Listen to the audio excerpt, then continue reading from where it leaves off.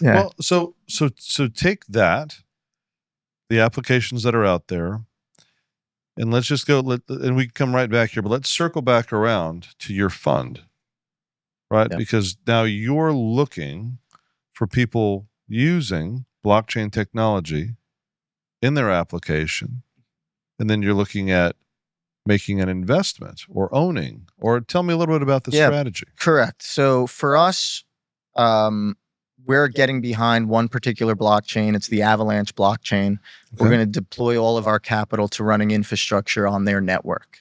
I see. I believe it's the enterprise, it's really one of the few enterprise grade quality chains out there.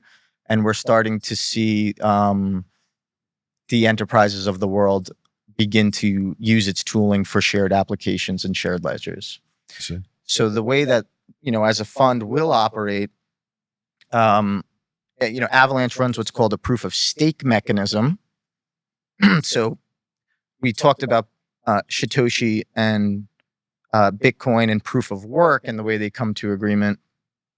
Avalanche consensus protocol, it comes to agreement in a slightly different way, but one of the more important things is instead of competing, right, all the nodes, validators, mines, these words are interchangeable. I'll use them interchangeably.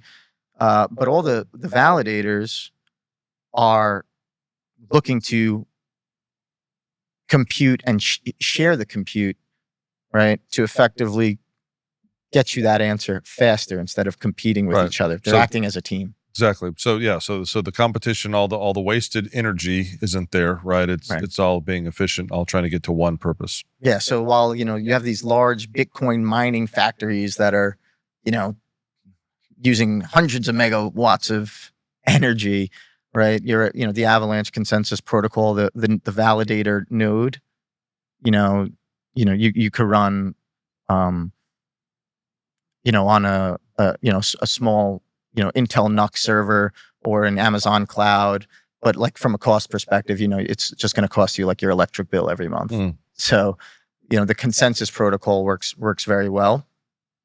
But as a fund, we'll effectively own these servers. We'll own the Avalanche token because the nodes require the token to be put up as capital, as collateral. Interesting. And that's what proof of stake is. Because every validator who's running the protocol to come to truth, right? Don't forget we're coming to an agreement of data. If any of those validators, since now we're doing it in a shared way, decides to lie about the result of that data transmission, that transaction, the consensus protocol will shut them down and can hold back their collateral now. I see. Until they agree, until they come to consensus. Well, now you're a bad actor. You're a cheater. You're out.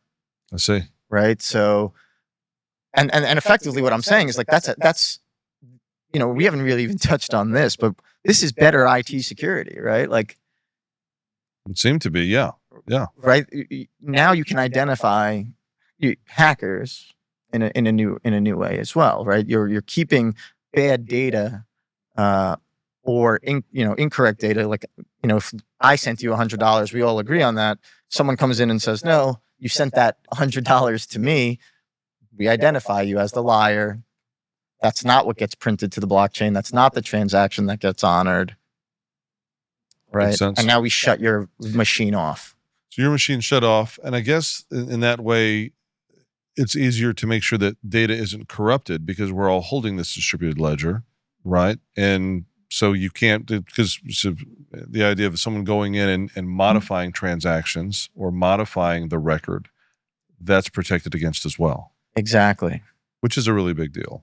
Especially, that's a huge deal for application sharing, right? So now we've gone from, I like to use this analogy as well, right? Like we've gone from data on our tower, our hard, the computer tower, sure, to the cloud,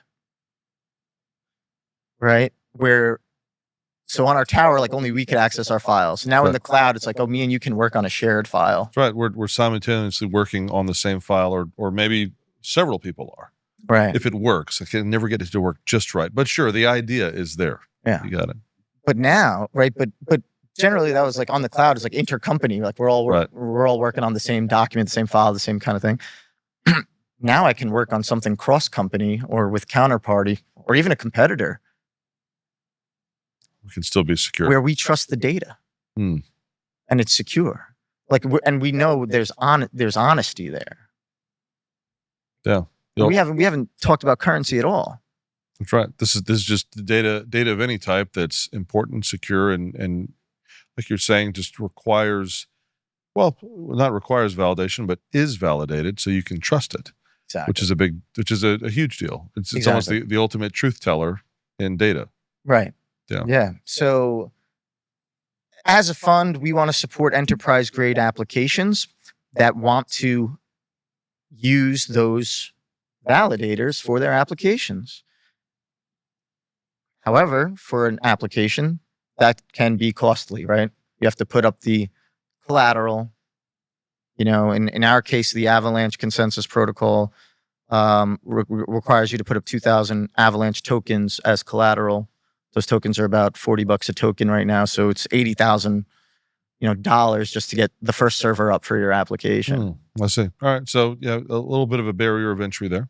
Right. So for larger companies, they may want to spend that money. They may not, but for smaller companies, they certainly prefer, or startups, that's a difficult expense to get off the ground. So as a fund, we're going to raise our money. We're going to deploy these validators and then rent them. I see. Just like real estate. Yeah. Digital real estate, right? For a trusted consensus protocol. I see. Interesting. So yeah, literally buying digital assets, renting them out on some type of variable rate over time, I would assume. Yep.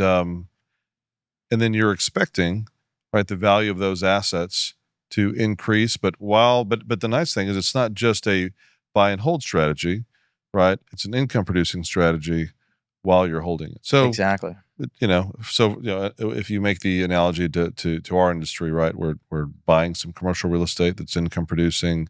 We'll get the appreciation over time if we've done our homework. But if we have some good tenants and they're paying on time and we get the cash flow as well. So it's fascinating. Exactly. It's all in digital space. And look, I mean, you nailed it. I like to describe it as real estate a lot as well in terms of what we're doing, because it's like, okay, you're going to go build an application. You're a bank, you're a trust company, you're a startup, whomever.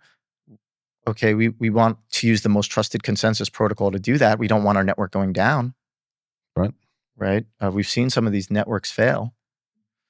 And the reason for that mainly is because they're running old consensus protocols where every node has to communicate with every other node back to the Senate voting.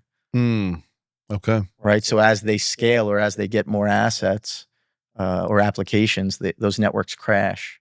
Yeah. Just from the load of the growth, I would assume. Exactly. So, if you're an application builder and you want to, there's few options out there to say, okay, we need to build on something that we know is reliable, has staying power, and on Avalanche you could actually permission. It almost works as a blockchain as a service. You can permission your own network environment so that those nodes are only between the counterparties or parties involved in that specific application. So now that they're not, being run by people in other countries or jurisdictions or under different laws, because, you don't necessarily want everyone to have access to that data. Sure. So, it's really the architecture and the security is the reason why we're getting behind it from a fund perspective. And hopefully, we get the asset appreciation and some income for our clients.